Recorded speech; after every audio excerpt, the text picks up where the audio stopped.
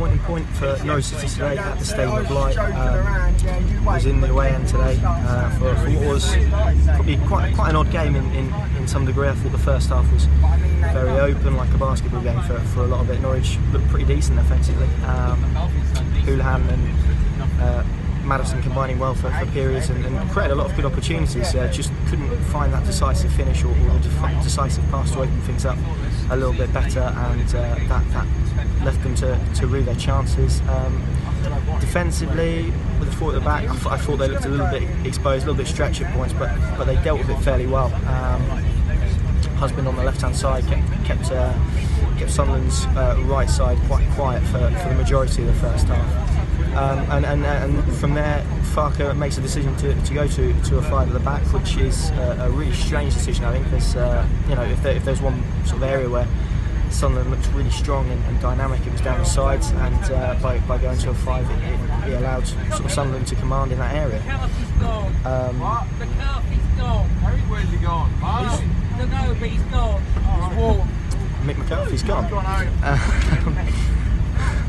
He's just left Ipswich for immediate effect, which has got the coach very, very excited.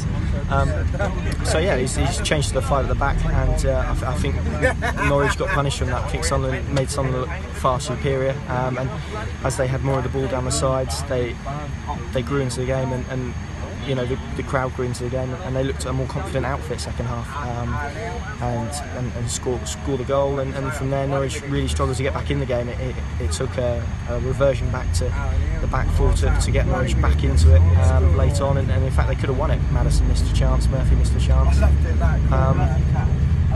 and yeah, I think a disappointing point really, but the main thing is, as bad as Norwich City were, they kept themselves in the game. They showed lots of heart, lots of character, and managed to come away with a Stadium of Light with a point, which I think, you know, a lot of places away from home, I think they'd have come away with nothing. So to come away with a point in hindsight, whilst it's not free, and whilst perhaps should have been free, they didn't lose, and ultimately that's the main thing. What it does mean from here, with a difficult game against Cardiff on Saturday, is that fans will want to see a progression again, because tonight Norwich, for long periods in the second half, really struggled, and I think tactically it was a bit naive from Farke to go from a 4 to a 5 when Sunderland's strengths were in the wide area with McGeady, and they looked threatening. So in midfield, Norwich looked soft. I don't think Maddison had his best game. I think Norwich missed Alex Tetty. They missed a natural ball winner to break things up and sort of mirror the defence.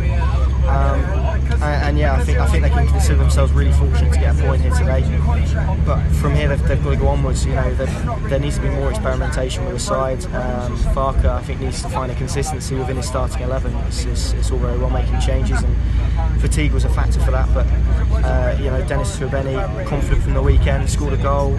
You know, even if you start him and bring on Olivier after 60 minutes or even 45, he gives Sabreni a chance to sort of carry on that confidence. But yeah, far too many changes made, and perhaps a little bit disappointing for considering it's a 10-hour round trip and I don't get back till 4 AM. But there you go. Finished at the Stadium of Light. Norwich City 1, Sunderland 1. On to Cardiff on Saturday, where Norwich need to look much improved and need to pick up another result against a high-flying team.